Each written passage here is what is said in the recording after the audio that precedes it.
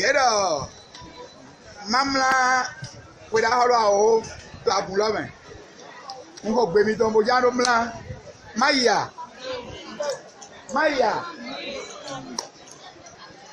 Yato gbede awenu vi zawenu savienu medagbe awenu vi gbejro agbe awenu etengbe mele do wa te ajagbe ajana o sunu ya wambo gobo konu edo chachamiyi chachamigo go nu popo jiwenu ku gogo di muruku do savi o tevi do zime ami to drame awenu vi kotitri awenu vi nuku di hezi awenu vi gogo di azi o akotutu peru akoya ibo nepo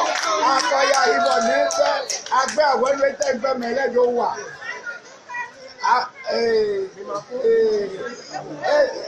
sunu holu agbizuna egbena yan agbin egbena gble agbin yen sunu holu agbizuna azuo